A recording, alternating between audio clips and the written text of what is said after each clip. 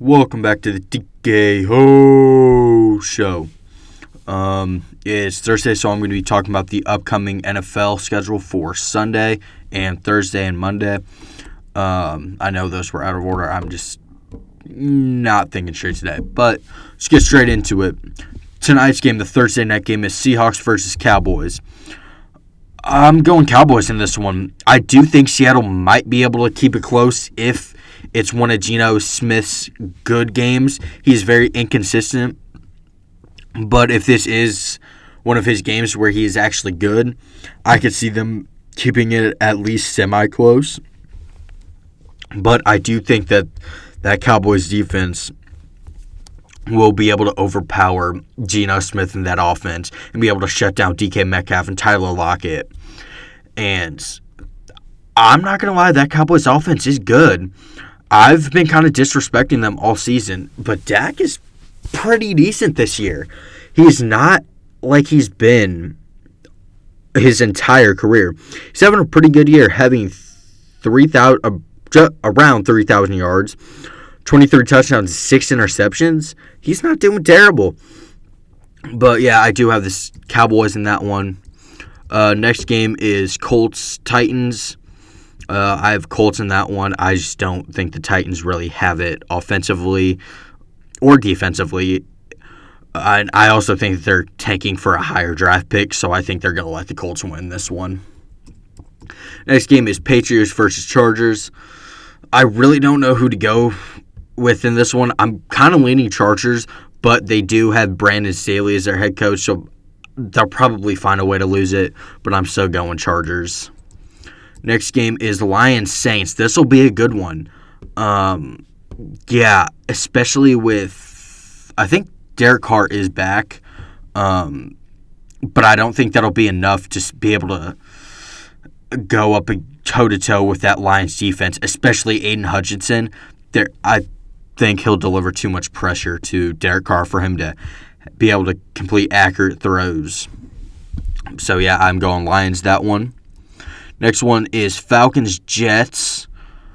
I'm going Falcons with this one. Rodgers is back practicing with the Jets. They've opened up that practice window for him to be able to come back.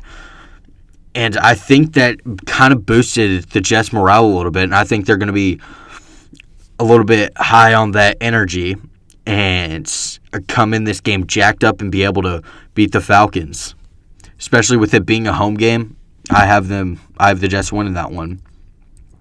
Next game is Cardinals-Steelers. Steelers in this one. I shouldn't have to explain myself on that one. Next game is Dolphins-Commanders. I'm going Commanders in this one. I feel like this is a game that the Dolphins will struggle with.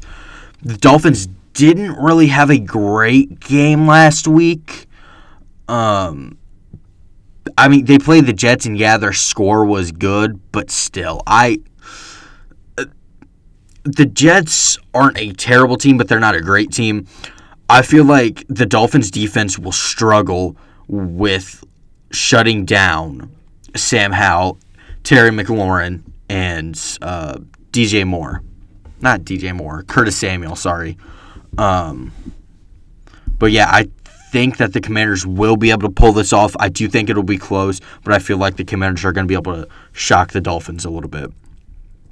Next game is Broncos-Texans. This is actually a pretty good matchup. Russell Wilson's starting to play a lot better. CJ Stroud is playing MVP caliber football right now. I think he should definitely be in the conversation for MVP, which means he'll also probably win Offensive Rookie of the Year.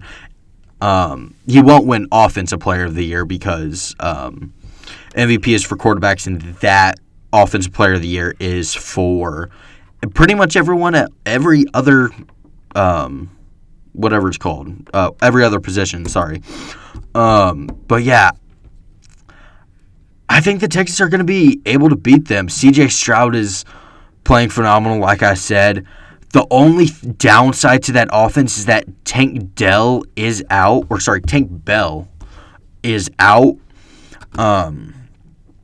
I think that'll slow down the Texans' offense, but he's not out right now. He's questionable, I should say. If he doesn't play, I think Denver might take the advantage in that. But if Tank Dell does end up playing, I think that the Texans have a pretty good chance to win that one. Next game is Panthers-Buccaneers. Buccaneers.